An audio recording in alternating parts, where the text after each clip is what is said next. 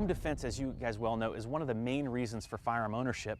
But ironically, a lot of people just assume that they'll be able to rise to the occasion. They don't actually have a plan for defending themselves and their family against someone who, breaks into their home in the night.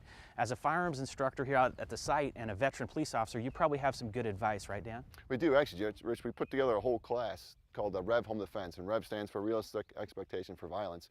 And it's kind of a new take on structures.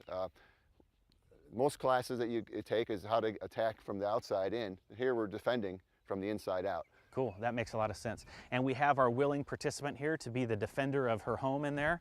And let's get started, huh? All right. All right. I'm ready.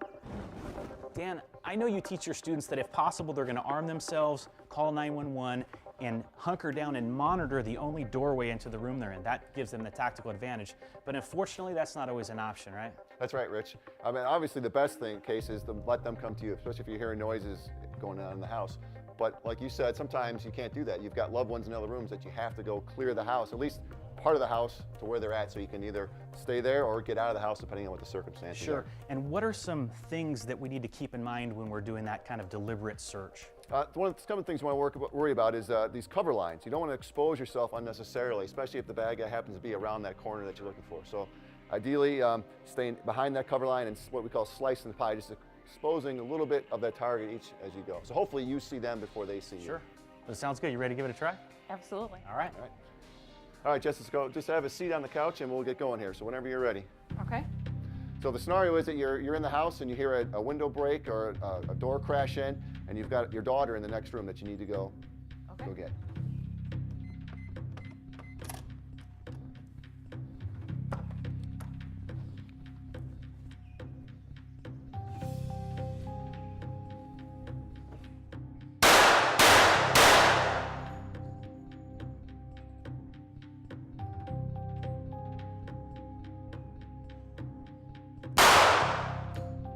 All right, go ahead, clear it out and make it safe.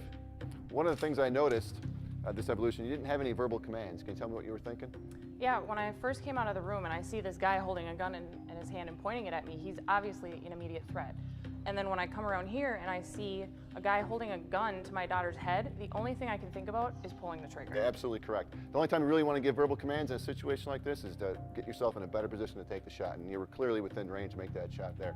One of the things we do want to think about, though, is verbal commands to our loved one. Getting your daughter out of that room, get her out of the danger area, and get her with you. Absolutely. Good points. All right, can we make it a little more difficult for her now? You got some other kind of scenario in mind? You bet. Why don't we stow these guns? We'll go grab the force-on-force guns and shoot some die marking cartridges. Awesome. Well, Dan, I guess we see who drew the short straw for this segment. You can say that.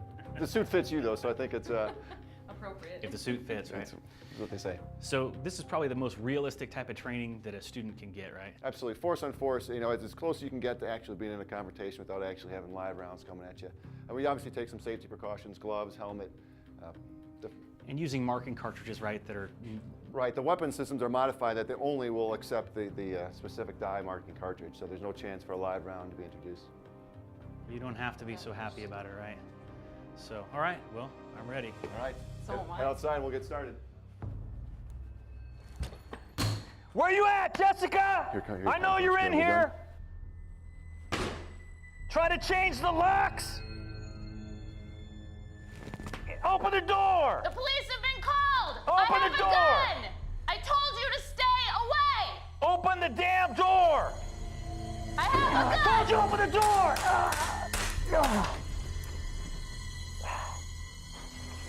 All right, good job, Jessica. Thank you. Yeah, clearly, this was a justified use of force. He's trying to break into the house. He's got a knife. He's armed with a knife. I shot him. Yeah, you shot him. Yeah, a couple times, I think, right? And so it was definitely a justified use of force.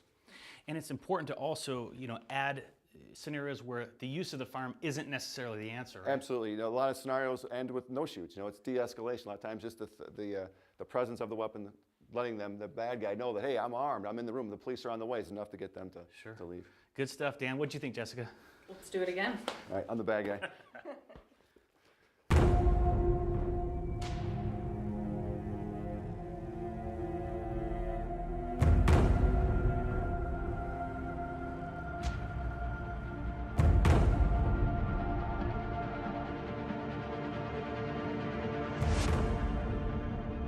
Oh my gosh, you guys, we have killer tomatoes here. The one time we need tar and he's MIA.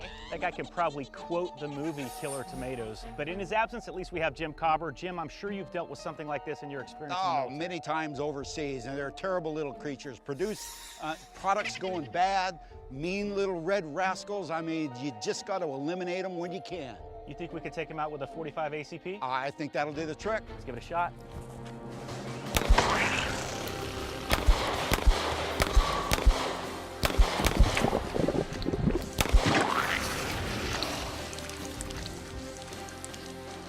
Did you see that? I mean, we're going to see these guys on our pizza tonight as salsa. Woo! Guys, cantaloupe coming in hot. You're welcome. You guys really need to start paying attention. Oh, Rich, look at the size of those melons. What? No, Jessica, those melons. I got it. I got him, Jim. I know, but he's come apart. He'll reassemble himself and attack us later on. Let's move out to the high ground. Fall back, let's go!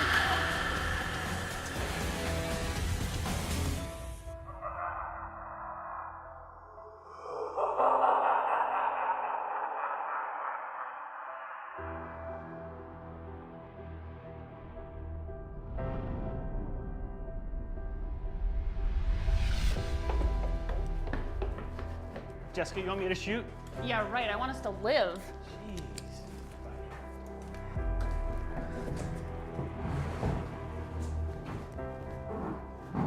Okay, Jim, what's the plan here? All right, so I'm not a prepper or anything like that, but I have prepared for this moment. This is an avenue of approach that I anticipated this for years. So what we have here, we're looking at a standard international melon terrace formation. You notice that you have all the minions in the front and the captain in the back. That's what that C on the hat is for. Okay, I see him. All right, so we have to take out the minions, and once that lead melon is unsupported, the others get confused. Should I attack? Yeah, take care of them. Hit.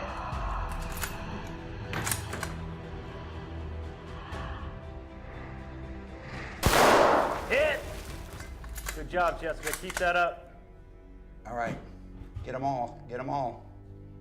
Uh-oh, that was a miss. Take your time. There you go. Got him, Jess. Bad news, though. Bad news. Jim was right. The other melon has reassembled himself. Take it, Jess, take him. Got him. Only one left is the captain. Take your time, make it count. Good shot. Nice, careful, that's the captain. That's what's important.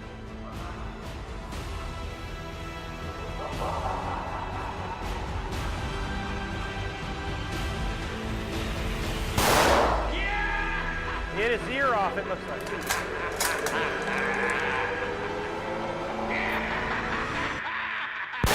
There you go. The captain is dead. Woo!